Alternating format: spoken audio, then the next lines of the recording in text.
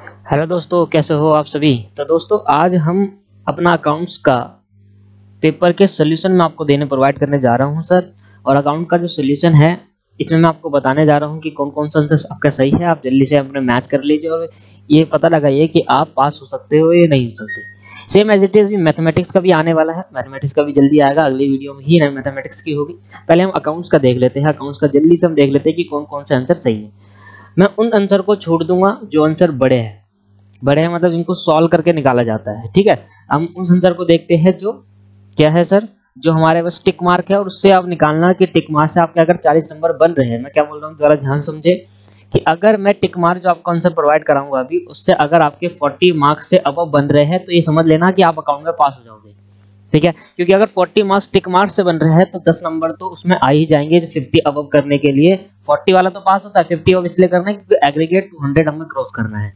Clear है sir. और नीचे कमेंट में जरूर बताना मुझे कि सर हम पास हो सकते हैं या नहीं हो सकते, क्योंकि ये वीडियो मैं बना रहा हूं तो मैं भी चाहता हूं कि आप मुझे बताएं कि हम सर पास हो सकते नहीं हो सकते। ठीक है सर, पहले वीडियो पूरा देखें और फिर मुझे बताएं कि सर हम पास हो पाएंगे या नहीं हो पाएंगे। ठीक है, तो सिर्फ उससे बताना, सिर्फ किससे बताना कि आपके पास जो आपने एमसीक्यू है और आपके fill in the blanks true false जो भी है आपके इसमें MCQ fill in the blanks नहीं है, ट्रू मैचिंग है, ट्रू फॉल्स है, उसके अंदर मैच करके आपके 40 मार्क्स मिलते हैं। 30 नंबर का तो आपके पास यही आ गया, 30 मार्क्स का तो आपके पास यही है।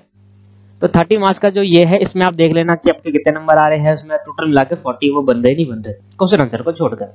ठीक है, तो हमने स्टार्ट करना है आज का दिसंबर 19 का एग्जामिनेशन। और जून वाले स्टूडेंट के लिए भी इंपॉर्टेंट ये है कि जब वो अपनी प्रैक्टिस करेंगे, सिलेबस कंप्लीट करेंगे तो जून वाले जरूर देखेंगे इसको, क्योंकि उसका आंसर आपको पता चले, क्योंकि इनके आंसर कहीं नहीं मिलेंगे आपको। ठीक है सर, तो स्टार्ट करते हैं। कह रहा है जी what is the following item is show in the receipt and payment account. कौन सा आइटम रिसिप्ट, दोनों item sir, both capital and revenue nature received in the दोनों कैपिटल नेचर और रिवेन्यू नेचर के जो आइटम होते हैं वो रिसीव्ड होते हैं। सबसे पहले बात, पहले तो आप ये देखिए, आप अपना वो उठा लीजिए, कॉपी उठा लीजिए, आप देखिए आपके नंबर। अब जैसे आपने ये आंसर एक बच्चे का ठीक है मान लेते हैं तो उसने अपना नंबर 1 देना है वहां पर। ठीक है, तो आपके पास अगर पेपर नहीं है तो पेपर नहीं है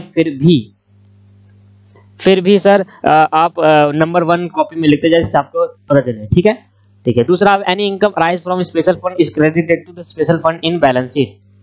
इसका राइट आंसर है आपके पास D, special fund in the balance sheet. ठीक है, तो थर्ड वाला क्वेश्चन देखते हैं। There are 100 member. ये बहुत सिंपल क्वेश्चन था। आपके पास 100 मेंबर है और 100 मेंबर हर एक मेंबर 500 दे रहा है, तो 100 इंटू 500 ये जो 50,000, इनको तो देखना नहीं था सर। ये हमें एडजस्टमेंट करने के लिए हमें डायरेक्ट बताना था कि इनकम एंड एक्सपेंडिचर में कितना अमाउंट क्रेडिट होगा, और इनकम एंड एक्सपेंडिचर में वो अमाउंट क्रेडिट होता है जितने मेंबर होते हैं और हर एक मेंबर कितने पैसे दे रहा है। ठीक है, 50,000 इज द राइट आंसर। अब ये वाला आंसर क्या है, फोर्थ वाला आंसर में देखो, ओपनिंग स्टॉक आपको दे रखा है, क्लोजिंग आपको दे रखा है, परचेज, सीओजीएस निकाल लोगे आराम से। और जब सीओजीएस निकालोगे तो सेल का फॉर्म लगाएंगे, सेल सीओजीएस माइनस प्रॉफिट, और सॉरी ऐड प्रॉफिट। और प्रॉफिट क्या रहा है जी 16.67% ऑन सेल। तो मैं निकाल देता हूं। अगर आप कहोगे सर मुझे बता दो निकाल कर, तो इसकी वीडियो अलग से बनाऊंगा मैं, और उसमें प्रॉपर सोल्यूशन हर एक चीज का आंसर दूंगा। पर अभी तो मेरा आंसर मकसद आंसर देना है, तो मैं आपका आंसर दे रहा हूँ। इसका आंसर क्या है वो देख लेंगे डायरेक्ट। तो दोस्तों इसका आंसर आपका जो रहेगा वो रहेगा 2,40,000। तो ए इज द राइट आंसर, 2,40,000, क्योंकि हमें सेल निकालना था, कॉस्ट नहीं, हमें सेल फाइंड आउट करना था। कॉस्ट आपके पास 2 लाख आती और प्रॉफिट आपका निकलता 40,000, तो 2,40,000 इसका आंसर होता। ठीक है सर, तो आपका अगर आंसर सही है तो बिल्कुल नंबर दीजिए वहां पर। अब आपको कह रहा है फिफ्थ क्वेश्चन क्या कह रहा है आपसे, पढ़ लेते हैं। Goods brought for 25,000 pass through the sale day book will be resulted in. क्या होगा इसका रिजल्टेंट, तो इसका जो आंसर होगा वो डी होगा, increase in gross profit. Sir अगर 25,000 रुपए हमने सेल डे बुक में पास कर दी एंट्री, तो सेल बढ़ गई और सेल बढ़ने से इनकम बढ़ जाती है, इससे ग्रोस प्रॉफिट बढ़ जाएगा। जो कि हमें परचेज दिखाना था तो हमने क्या दिखा दी, इनकम दिखा दी। इनकम से हमारा ग्रोस प्रॉफिट इंक्रीज हो जाएगा, इसलिए increase in gross profit is the right answer. Which of the following result is disagreement of trial balance. कौन सा ऐसा एग्रीमेंट है जो डिसएग्री कर देता है ट्रायल बैलेंस को। सर ध्यान से देखना, सेल रिटर्न और ट्रीटेड एज परचेज। देखो परचेज का नेचर भी डेबिट होता है, सेल का नेचर भी डेबिट होता है। अगर हमने इसमें गड़बड़ करी तो ट्रायल बैलेंस जरूर मैच कर जाएगा। हमें पूछ रहा है कि कौन सा ऐसा ट्रांजैक्शन है जिससे ट्रायल बैलेंस का डेबिट क्रेडिट बराबर ना आए। तो ये दोनों डेबिट क्रेडिट नेचर के हैं, ये भी डेबिट नेचर का है। परचेज सेल आपका क्रेडिट नेचर का है और परचेज रिटर्न क्रेडिट नेचर का होता है, तो इससे भी मैच कर जाएगा अगर मैंने नाम चेंज कर दिया तो। मैं तीसरे वाले में मानकर चल रहा हूँ, Ram account wrongly credit instead of Shyam account. Shyam account को क्रेडिट करना था, राम को कर दिया, मानकर चल रहा हूँ दोनों ही क्रेडिट नेचर के हैं, इसलिए ये इससे भी कोई मैच नहीं करेगा। क्योंकि जहां पर मुझे क्रेडिट सेट में श्याम अकाउंट डालना था, मैंने गलती से राम अकाउंट डाल दिया, तो राम भी क्रेडिट होना था। ठीक है। अंडर कास्ट जब भी सस्पेंस अकाउंट की बात आती है वहां पर ट्रायल बैलेंस डिसएग्रीमेंट हो जाता है। देखो सिर्फ कैश बुक में कमी आई है और बाकी किसी में नहीं, तो कैश बुक से कमी होने के ट्रायल बैलेंस डिसएग्री कर जाएगा, डेबिट क्रेडिट बराबर नहीं आएगा, तो D is the right answer. आपका आंसर जो है वो सर डी है इसमें, ठीक है सर। तो ऊपर के 3 ठीक है, नीचे के डी आपका आंसर सही माना जाएगा क्योंकि इसके अंदर अंडर कास्ट हो गया। अंडर कास्ट के मतलब क्या होता है कि 1100 रुपए हमने कैश बुक के अंदर कम दिखाया है, ठीक है। तो कैश अकाउंट में हमने 1100 रुपए कम दिखाया, इससे कैश बुक कम हो गया होगा, ट्रायल बैलेंस में डेबिट साइड में कमी आ गई होगी, इसलिए डिसएग्रीमेंट हो गया, मतलब डेबिट क्रेडिट बराबर नहीं आया। इन अ जॉइंट वेंचर, इसका मैं आपको सॉल्यूशन बता देता हूं, आपको निकालना था। In a joint venture x and y sharing profit loss equally. X purchase of goods costing 40,000 के गुड्स खरीदे, खर्चा मान लो, वाई ने सोल्ड करा, इनकम मान लेते हैं इसको। X y entitled to get 1% commission on purchase, बच्चे ध्यान देना यहाँ पर सीधा परचेज पे 1% कमीशन निकालना है, और y is entitled to get 5% commission on sale, तो what will be the profit, तो प्रॉफिट क्या होगा मैं बता दूं। तो देखो बच्चों इसमें कैसा होगा, इसमें ये होगा कि आपकी इनकम सेल कितने की हुई, 50,000 की सेल हुई, 50,000 की सेल हुई, 40,000 का आपके पास एक्सपेंस हो गया, परचेस करने में माइनस कर दिया, तो आपके पास 10,000 आ गया।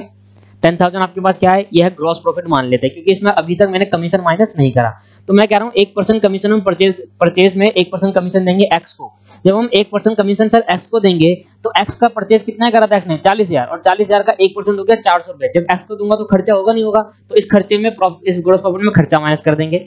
ऐसी 5% कमीशन देंगे वाई को, और वाई को 5% कमीशन होगा 2500 रुपए, तो 2500 माइनस कर देंगे। जैसे ही माइनस करेंगे तो आपका आंसर निकलेगा वो 7100 रुपए निकलेगा, और 7100 इज द राइट आंसर, ठीक है सर। तो नेट हमने मतलब हमने इनकम में से सारे खर्चे माइनस कर दिए, जब इनकम में से सारे खर्चे माइनस कर देंगे तो हमारा प्रॉफिट निकल आएगा, ठीक है। तो यहाँ आपके पास 7100 रुपए आपका राइट आंसर माना जाएगा इसके अंदर।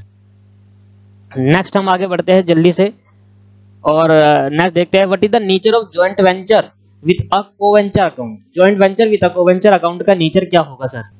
तो sir what is the nature of joint venture with coventure, और बच्चों ने क्या लिख दिया, मेमोरेंडम अकाउंट। सर ये सबसे बड़ी गलती है, मेमोरेंडम अकाउंट कोई नेचर नहीं है सर, वो मेथड है। मेमोरेंडम अकाउंट की मेथड है, उसके अंदर हमें जॉइंट वेंचर विद कोवेंचर बनाना पड़ता है।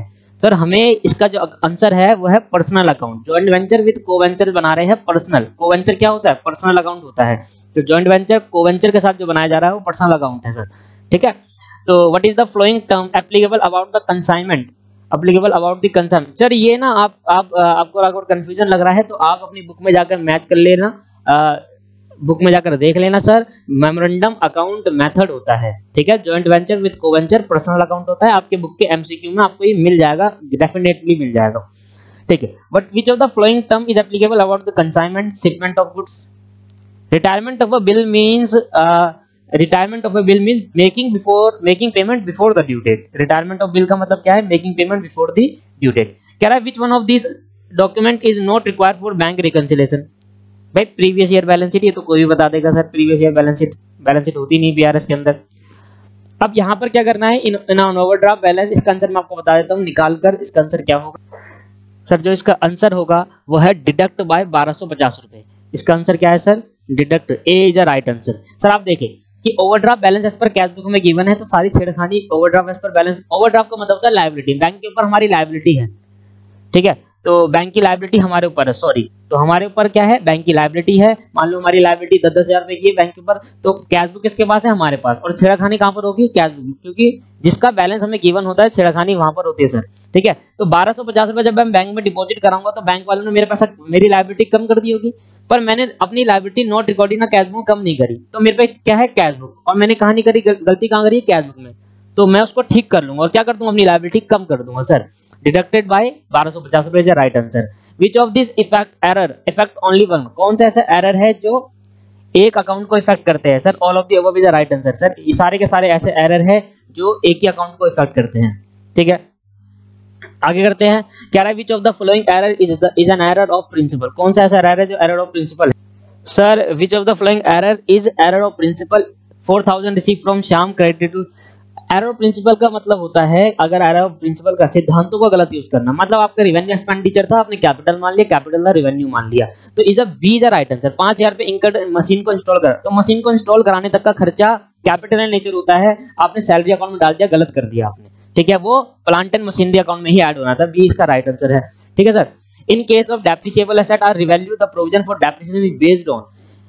Provision for depreciation is based on the revalued amount over the estimated remaining useful life of such asset. इस पे based होता है. D is the right answer. Trade discount is allowed at the time of sale of goods. It is recorded in a sale book. It not recorded in a books of account. Trade discount कभी भी books of account में record नहीं किया जाता sir. ठीक है. अच्छा, ये वीडियो दोबारा आएगी सर, मैं ये वीडियो दोबारा देखूंगा क्योंकि अभी तो स्पीड में चल रहा है, वहां पर मैं डिटेल में इसकी चर्चा करेंगे. ठीक है. बाकी अभी देखते हैं. The debit note issue to the creditor for goods return is to recorded in a purchase return book, general proper, purchase book, purchase receivable. Purchase return book is a right answer. Sir जब हम return कराते हैं ना goods को, purchase करने के बाद जब हम रिटर्न कराते हैं तो हमें डेबिट नोट इशू करना पड़ता है अपने क्रेडिटर को. ठीक है. Purchase return book is a right answer. The determination of expense of accounting period is based on the concept. The determination of expense for an accounting period is sir determination of expense for a period accounting period is based on the concept of matching concept. इस concept से matching concept है. Matching concept is a right answer. और मैं matching concept जो right answer है, पर इसके अंदर तो matching concept है ही नहीं, पर मैं इसके according आंसर बता दूं तो इसके according आंसर periodicity concept होगा. ठीक है. अगर ये क्वेश्चन गलत निकला और जिस बच्चे ने इस क्वेश्चन को अटेम्प्ट करा है उसके पूरे नंबर मिल जाएंगे. अगर गलत नहीं है, इसी अकॉर्डिंग इसके अकॉर्डिंग मैं बात करूंगा पीरियडिसिटी के हिसाब से. देखो मैं एक्सपेंस को डिटरमाइन करेंगे पीरियड के हिसाब से. ठीक है. पर इन अगर इसकी जगह पर मैचिंग होता तो मैचिंग कंसेप्ट या राइट आंसर. मैचिंग कंसेप्ट में ही करते हैं हम एक्सपेंस को डिटरमिनेशन और एक्सपेंस और इनकम को मैच करते हैं, इससे हमारा प्रॉफिट एंड लॉस निकलता है अकाउंटिंग पीरियड में. ठीक है. इसका दोबारा सुन लो. मैचिंग कंसेप्ट का राइट आंसर है, पर अगर इन ऑप्शन के अकॉर्डिंग बात करेंगे तो इसका ऑप्शन में B is a right answer. ठीक है sir. Decrease in amount of creditor resultant in, जिसने बी लगाया वो ठीक है. अगर इंस्टीट्यूट ने सर देखा कि यह गलत है क्वेश्चन, तो जिस बच्चे ने भी ए बी सी डी लगाया हो उसका आंसर सही माना जाएगा. पर आप इस कंसेप्ट को अभी मत लेना. जिसने बी लगाया वो अपना एक नंबर ले लो, क्योंकि इंस्टीट्यूट अगर सही मानता है तो बी इज राइट आंसर. अगर इंस्टीट्यूट गलत मानता है तो सब बच्चों को ठीक होगा जिसने भी जो लगाया होगा. ठीक है. Decrease in amount of creditor resultant इन, भाई देखो क्रेडिटर कब डिक्रीज हो जाएगा, जब हम पेमेंट कर देंगे. और पेमेंट करेंगे कैश आएगा जाएगा सर. कितना सिंपल था कि भाई क्रेडिटर का अमाउंट डिक्रीज होने का मतलब क्या है कि हमने क्रेडिटर को पेमेंट कर दी. अगर हमने क्रेडिटर को पेमेंट कर दी तो हमारा कैश बढ़ जाएगा कम हो जाएगा सर? कम हो जाएगा कैश. डिक्रीज ना cash is the right answer sir. Subscription received advance to be show in liability side of balance sheet. Subscription जब एडवांस में रिसीव होती है, हमारी सब्सक्रिप्शन हमने कमाई नहीं फिर भी मिल गई, इट इज अ लायबिलिटी. और लायबिलिटी साइड किसकी जाएगी? बैलेंस शीट की. Which of the following accounting equation, sir accounting equation का सबसे क्या था? Asset is equal to liability plus capital था. अब इसको इधर उधर भेज दो. अकाउंटिंग इक्वेशन में asset is equal to liability plus capital था, तो हमने क्या कैपिटल ये तो देखो ये asset is equal to liability minus capital तो हुआ नहीं. ठीक है. एसेट ये भी नहीं हुआ. Asset is equal to capital is equal to asset, ये होगा sir B is the right answer. Liability को इधर भेजेंगे तो asset minus liability is equal to capital हो जाएगा, तो capital equal to asset minus liability. B इसका सही आंसर है सर. ठीक है. AS9 deal with the revenue recognisation. Sir inventory का AS2 है, इसका AS6 है और इसका AS3 है रिवाइज, और इसका AS9 है. ठीक है सर. तो AS9 डील करता है रेवेन्यू रिकॉग्नाइजेशन में. ठीक है सर. अब इसका मैं अमाउंट आपको बता देता हूं. वाई ने ड्रॉ कराया ट्रेड बिल 12,000 का. इसका मैं आपको सिंपल आंसर दे देता हूं, इसको सॉल्व करना पड़ेगा. मैं सॉल्व करके आपको आंसर बताता हूं. सर इसका कैसे करेंगे? इस करेंगे 12,000 मल्टीप्लाई बाय 10/100 और मल्टीप्लाई बाय 3.5 डिवाइडेड बाय 12, मतलब 3.5 महीने का हम निकालेंगे, क्योंकि 2.5 महीने बाद हमने तो 6 महीने थे, 6 महीने से 2.5 महीने चलेगा तो 3.5 महीने के लिए हमने क्या दिया? बिल को डिस्काउंट कराया, तो उतने महीने का इंटरेस्ट चार्ज होगा, दैट इज 350. इसका आंसर 350 है. Bill receivable is a part of journal ledger. Sir journal BR book is a part of journal. ठीक है सर. आगे बढ़ते हैं. इसका मैं आपको आंसर बता देता हूँ डायरेक्ट. ठीक है सर. तो सर इसका आंसर है 2320. कैसे निकाला मैं आपको बता देता हूँ. 1,20,000 के गुड्स हमने सेंड करे थे जिसमें 4/5 तो गुड्स हुए थे, तो 1,20,000 का पहले 4/5 निकालो कितना आता है? 4/5 तो आया 96,000. तो 96,000 की तो इनवॉइस वैल्यू हो गई. किसकी हो गई है? 96,000 की इनवॉइस प्राइस हो गया. तो इनवॉइस वैल्यू पे हमने 2% कमीशन देना है, तो 96,000 का 2% निकाल देंगे.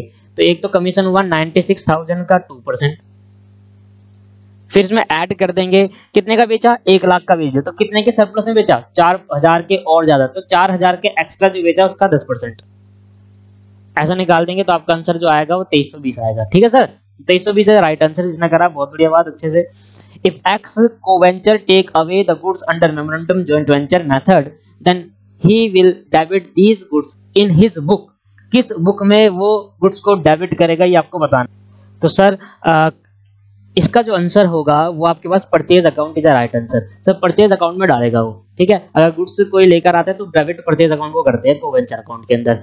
At the end of the year, साल के एंड में बैड डेट रिकवर अकाउंट हमारी क्या होगी, bad debt recover, bad debt हमारा लॉस हो गया और रिकवर हमारी क्या होगी, इनकम। और साल के एंड में इनकम को कहां भेजेंगे, प्रॉफिट एंड लॉस अकाउंट में। तो इनकम क्या होती है सर, एंट्री जो होगी मैं आपको बता देता हूं, इसकी बैड डेट की होती है entry cash account debit to bad debt recover, ठीक है। Cash account debit to bad debt recover, ये इनकम है हमारी। और सर इनकम को हम साल के एंड में प्रॉफिट एंड लॉस में ट्रांसफर करते हैं। तो मुझे बताओ जो बैड डेट रिकवर हमारी इनकम है, आज मैं अगर इसको साल के एंड में ट्रांसफर कर दूंगा तो ये यहाँ पर रहेगी या नहीं रहेगी, सर नहीं रहेगी। इसको मेरे को पहले क्या करना पड़ेगा, यहाँ से बैड डेट रिकवर को डेबिट करके कैंसिल करना पड़ेगा और पीएनएल अकाउंट को क्या करना पड़ेगा, क्रेडिट। तो मुझे बताओ पीएनएल अकाउंट के इनकम है ना हमारी, तो पीएनएल अकाउंट के किस साइड जाएगा, डेबिट साइड क्रेडिट साइड, ऐसे लॉजिक ले लो या एंट्री के हिसाब से लॉजिक समझ लो। तो ये bad debt recovery is income और पीएनएल अकाउंट के इनकम साइड जाएगा, क्योंकि मैचिंग कंसेप्ट क्या कहता है सर, साल के एंड में अपने खर्चे और इनकम को मैच करो, ठीक है। तो हम क्या करेंगे, प्रॉफिट एंड लॉस क्या हो जाएगा इस केस के अंदर, क्रेडिट हो जाएगा। ये C is the right answer. As regarded the accounting treatment of legacy should be capitalised, सही, बिल्कुल सही। लेगेसी को क्या करते हैं सर, कैपिटलाइज करते हैं। सेल आपके पास 6570 की है, recorded as a sale book 6000। Such error is known as, इस एरर को क्या बोलते हैं, एरर ऑफ कमीशन बोलते हैं। बहुत सिंपल सर, इसका फॉर्मूला मैंने अभी आपको बताया था, COGS is equal to opening stock plus purchase, net purchase बोल दो आप, और माइनस क्लोजिंग स्टॉक। अब आपको क्या करना है, अब आपको क्लोजिंग स्टॉक की वैल्यू चाहिए। सर क्लोजिंग स्टॉक निकालने के लिए क्लोजिंग स्टॉक को इधर भेज दूंगा, तो closing stock is equal to opening stock plus net purchase और माइनस COGS। तो ऐसा कहीं दिख रहा है आपको, cost of goods sold plus closing stock minus opening, ये इसका C is the right answer sir. ये देखो क्लोजिंग, यार आपका फॉर्मूला है। अब क्लोजिंग स्टॉक को इसने इधर भेज दिया, तो COGS के बाद इधर COGS में प्लस हो गया क्लोजिंग स्टॉक और ओपनिंग स्टॉक क्या हो गया, माइनस हो गया। जब इधर भेजेंगे तो माइनस हो जाएगा, इसको इधर भेजेंगे माइनस का प्लस हो जाएगा, तो मुझे क्या निकल जाएगा, परचेज। तो ये आपका BC is the right answer, ठीक है सर। ट्रू फॉल्स में आ गए हैं, बाकी सारा हमने सारे कर लिए हैं। True false, the policy of anticipate no profit provide all the possible losses arise due to the convention of the conservatism, बिल्कुल सही सर। प्रूडेंस कंसेप्ट क्या था, प्रूडेंस कंसेप्ट को कंजर्वेटिज्म कहते हैं, ठीक है। Single entry record only one aspect either debit और क्रेडिट, बिल्कुल सही। सिंगल एंट्री में एक ही रिकॉर्ड होता है, या तो डेबिट करेंगे या क्रेडिट करेंगे। Rent outstanding is a real account and so in the asset side of the balance sheet, false sir. Rent outstanding हमारा पर्सनल रिप्रेजेंटेटिव अकाउंट होता है और उसको लायबिलिटी साइड में दिखाते हैं। वो रेंट जो हमने पे करना था पर हमने पे नहीं किया, it is a liability. Demand bill, demand bill मतलब वो बिल जिसका पेमेंट ऑन डिमांड होना चाहिए, कि उसके अंदर ग्रेस डे नहीं होती सर, ये फॉल्स आपका आंसर है। Demand day are payable on the date calculated after adding 3 day, नहीं सर। जिस दिन पे हमने डिमांड करा गया उस दिन में आपको बिल का पैसा पे करना पड़ेगा। BR book is debited by the acceptor on discounting of bill, bill को डिस्काउंट करते टाइम बीआर बुक को डेबिट नहीं क्रेडिट करते हैं। बिल डिस्काउंट करने का मतलब क्या है, बिल डिस्काउंट करने का मतलब है सर हमने बिल बैंक को जाकर दिया और बैंक से कहा कि बीआर ले लो, आप हमें क्या दे दो, पैसे दे दो, तो बीआर चले गया हमारा, ठीक है। Noting charges related to the disorder of bill, बिल्कुल सही। Del creditor commission is extra commission which give to the consignee for making, नहीं सर, फॉल्स है इसका आंसर। एक्स्ट्रा कमीशन तो ओवरराइडिंग कमीशन होता है, डेल क्रेडिटर कमीशन देते हैं अगर हम क्रेडिट सेल, अगर आप क्रेडिट सेल कर रहे हो और उसमें बैड डेट हो गया तो वो लॉस आप करोगे, तो एक्स्ट्रा सेल करने पर होता है overriding commission. Joint venture does not follow the accrual basis accounting, नहीं सर, फॉलो करता है accrual basis accounting. Nominal account का नहीं सर फॉलो है। Closing stock when it appear in trial balance is taken only the trading account, closing stock अगर trial balance के अंदर appear है तो सिर्फ उसको कहां डालेंगे, ट्रेडिंग अकाउंट में डालेंगे, फॉल्स सर, उसको बैलेंस शीट के अंदर डालेंगे। क्लोजिंग स्टॉक अगर ट्रायल बैलेंस के अंदर दिखता है तो उसको बैलेंस शीट के अंदर डाला जाता है। Fixed asset are shown in the balance sheet as their market value less depreciation, बिल्कुल सही, बुक वैल्यू पे शो करते हैं। Capital receipt and payment, capital receipt and payment in receipt and payment account are to be taken in a balance sheet, क्या कह रहा है ये सर, कह रहा है the capital receipt and payment, यहां रोक दो, आपको समझना है पहले ढंग से भाई। जो कैपिटल रिसिप्ट और पेमेंट है in receipt and payment account, अगर capital receipt and payment account में देखो, रिसिप्ट एंड पेमेंट बनाओगे उसके अंदर कैपिटल रिसिप्ट भी आएगी और कैपिटल पेमेंट भी आएगी, तो वो कैपिटल रिसिप्ट और कैपिटल पेमेंट क्या हम बैलेंस शीट के अंदर लेंगे, बिल्कुल सही आंसर है सर, बैलेंस शीट के अंदर लिया जाता है। इनकम एंड एक्सपेंडिचर के अंदर तो रेवेन्यू रिसिप्ट और रेवेन्यू पेमेंट ली जाती है। When credit sale is wrongly posted to the purchase account, जब क्रेडिट सेल को परचेज अकाउंट में डाल दे, it is error of commission, बिल्कुल सही, एरर ऑफ कमीशन है, ठीक है सर। इसको कर लेते हैं सर। सबसे पहले कहते हैं लैंड, लैंड का आंसर आपके पास बी है, लैंड इज नॉट डेप्रिसिएशन, ठीक है। अच्छा, credit debit of cash balance is equal to, debit balance of the cash balance equal to the credit balance, ये बिल्कुल इसका आंसर ए होगा। परचेज रिटर्न बुक में डेबिट नोट इशू करते हैं, इसका आंसर सी होगा। आपके कॉपी कॉस्ट ऑफ कॉपीराइट, अच्छा इसको देखो, consignment stock account, consignment stock account is a real account. Sir consignment stock account real account होता है, स्टॉक अकाउंट है ये। Sir consignment account nominal account होता है, पर उसका स्टॉक जो होता है वो रियल अकाउंट होता है सर, ठीक है। Error omission, error omission transaction are record partially, twice नहीं सर, इसका आंसर ट्वाइस नहीं है, इसका आंसर क्या है, पार्शली है, तो F is a right answer. और cost of copyright, cost of copyright is a capital expenditure, ठीक है सर। तो पहले का आपके पास ई हो गया, दूसरे का आपके पास ए है, तीसरे का आपके पास एफ है, बी, सी और डी, ठीक है सर, ये आपके पास आंसर सही है। अब इसके आंसर मैं आपको नहीं दे रहा, इतने नंबर 30 नंबर का मैंने आपको बताया, 30 नंबर में आप देख लो आपको कितना आता है। इसका आंसर छोड़ दो, ये कितने मार्क्स का है, 32 मार्क्स का सर, इसके में आप 10 मान लो बस, और 10 नंबर जोड़कर आप बता देना मुझे कि पास होंगे नहीं, पर जरूर बताना सर कमेंट में, ठीक है। आ जाओ, कॉस्टिंग कर लेते हैं। उन बच्चों ने जब जिस बच्चे ने कॉस्टिंग मेरे से ली थी, उनका तो बहुत ही सारा पढ़ाया हुआ कराया था मैंने। देखो, carries outward is a part of, carries outward किसका पार्ट होता है सर, और सेलिंग एंड डिस्ट्रीब्यूशन ओवरहेड का पार्ट होता है। Notional cost is a imputed cost, ठीक है। आगे बढ़ते हैं, विच of the following is not a cost unit, कौन सा है, credit division is not a cost, cost reduction is all of the above आएगा सर, इसका answer all of the above. Statement showing breakup cost is a cost side, बिल्कुल सही। Prime cost is correctly as the sum of the all direct material, direct labour excluding, रुक जाओ sir इसमें देखो तो मुझे, the total of the all cost item will directly charge to the production, sir A is the right answer. The total of all cost item which are directly charge of the production unit, sir इधर direct material है, direct labour है, पर direct expense नहीं है, ठीक है sir, A is the right answer. Which of the following is not an account in a कौन सा ऐसा है जो included in a financial account but not in a cost account, sir कौन सा ऐसा है जो फाइनेंशियल अकाउंट में इंक्लूड होता है पर कॉस्ट अकाउंट में इंक्लूड नहीं करते। सर इसका आंसर है आपका डिविडेंड पेड। डिविडेंड पेड एक ऐसा होता है ट्रांजैक्शन जो फाइनेंशियल अकाउंटिंग में इंक्लूड करते हैं पर कॉस्टिंग में इंक्लूड नहीं करते। Which of the following term exclude from cost account, all of the above, सारी टर्म को एक्सक्लूड कर देते हैं कॉस्ट अकाउंटिंग से। Variable cost are fixed in per unit, सही है बिल्कुल। Cost are classified into fixed cost, variable cost, semi cost is known as a behavior classification. Main purpose of cost accounting is to provide for decision making, ठीक है। Process cost is very much applicable, ये तो आपको खुद करना है, ये book में होगा, ये आप खुद करना सर, बुक में होगा, मुझे इतना ही ध्यान नहीं है इसका क्या आएगा। Process cost is very, sorry ये तो मैंने बता दिया, सॉरी ये आपको खुद करना है, ठीक है। अब इसकी बात कर लेते हैं कि इसमें कौन कौन से आंसर है। सब बच्चों ने पहला ही क्वेश्चन करा होगा, दूसरा तो बहुत कम ने करा होगा, तो दूसरा आंसर जिसने भी करा है इसका मैं वीडियो क्लासेस में आपको प्रोवाइड करा दूंगा सर। बाकी इसका मैं आपको बता देता हूँ इसके आंसर कौन कौन से आएंगे। दोस्तों क्वेश्चन नंबर 9 क्या कह रहा है, classify the following item expense into prime cost.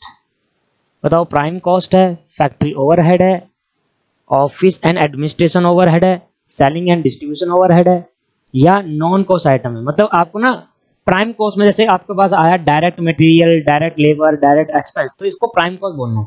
तो देखो मैं शुरुआत से बोलता हूँ, सबसे पहला है ये प्राइम कॉस्ट, ठीक है। ये क्या है सर, प्राइम कॉस्ट है। Cost of tender, cost of tender है sir office and administration overhead, ठीक है। कॉस्ट ऑफ टेंडर क्या है सर, ऑफिस एडमिनिस्ट्रेशन। अच्छा, ये ड्राइंग ऑफिस सैलरी, ये सबसे बड़ी गलती करते हैं दोस्त, drawing office salary not a office administration, it is a factory overhead. ये क्या है सर, फैक्ट्री ओवरहेड है। ये ड्राइंग ऑफिस सैलरी क्या है सर, फैक्ट्री ओवरहेड है। डायरेक्टर फीस ऑफिस है, ठीक है, office overhead. Cost of catalogue selling and distribution है, ठीक है। Cash discount non cash item है, देखो ये रहा नॉन कैश आइटम दिख रहा है आपको, नॉन कैश आइटम, ये नॉन कैश आइटम है, सेलिंग एंड डिस्ट्रीब्यूशन, ठीक है। पावर एंड फ्यूल फैक्ट्री है, पावर एंड फ्यूल आपके फैक्ट्री ओवरहेड है। ट्रांसफर फीस का मतलब होता है सर कि जब एक अकाउंट से दूसरे अकाउंट में ट्रांसफर करते हैं पैसे क्रेडिट कार्ड के थ्रू, उसको ट्रांसफर फीस, और इसको हम डालेंगे, ये जो चार्ज काट लेते हैं बैंक वाले, चार्जेस काट लेते हैं, ये चार्ज हम दो चीज है, इसको हम या तो नॉन कैश आइटम बोल सकते हैं या हम इसको डालेंगे। अगर कॉस्ट शीट में आएगा तो ये कहां पर आएगा सर, कॉस्ट शीट में आएगा तो ये आएगा ऑफिस में, ठीक है। तो या तो बच्चे ने नॉन कैश लिखा होगा या ऑफिस, तो हम अजम्पशन बेस पे चलते हैं इसको, ट्रांसफर फीस को, कि भाई ये फाइनेंशियल नेचर का है। अगर फाइनेंशियल इन नेचर है तो ट्रांसफर फीस आपके पास नॉन कैश आइटम आ जाएगा। अगर ये आपका कॉस्ट, जैसे कि आपने कहा पेटीएम में देखा होगा आपने कि अगर आप बैंक अकाउंट में ट्रांसफर करोगे अपने पैसे तो 2% चार्जेस कटेंगे, इसको ट्रांसफर फीस, तो इसको ऑफिस में भी डाल सकते हैं, ठीक है। Goodwill write off non cash item होगा sir, goodwill write off non cash item होगा। डोनेशन हमारा नॉन कैश होगा। और सैलरी ऑफ वॉचमैन ये ऑफिस होगा। पैकिंग मटेरियल कॉस्ट ये प्राइम कॉस्ट होगा सर, ये डायरेक्ट मटेरियल है, प्राइम कॉस्ट, ठीक है। Repair of delivery selling and distribution carriage inward, ये है प्राइम कॉस्ट, ठीक है। आपको डायरेक्ट मटेरियल नहीं बताना, आपको प्राइम कॉस्ट बताना है। Workman telephone office expense legal charges office, तो ठीक है सर। तो आपको पता चल गया, आप दोबारा एक बार फिर दोबारा रिपीट कर लीजिए अपना, क्योंकि मैंने बोला है लिखा नहीं है इधर। तो हमने आज की वीडियो के अंदर क्या करा सर, आज की वीडियो के अंदर हमने अपना अकाउंटिंग का सारा पार्ट खत्म कर लिया। अच्छा, ये मैंने सारा मान लिया है आपके पास, आप देख लेना, आप मुझे कमेंट करके जरूर बताना कि आप पास हो गए या नहीं हो गए, आपके 40 अब बन रहे हैं नहीं बन रहे, ठीक है सर। थैंक यू आज के लिए। अगली क्लास में अंदर, अगली वीडियो के अंदर हम मैथमेटिक्स के सारे क्वेश्चन कर देंगे। Okay, bye bye, tata see you. Comment करके जरूर बताएं, अगर आप वीडियो पसंद आए तो लाइक जरूर करें। Thank you.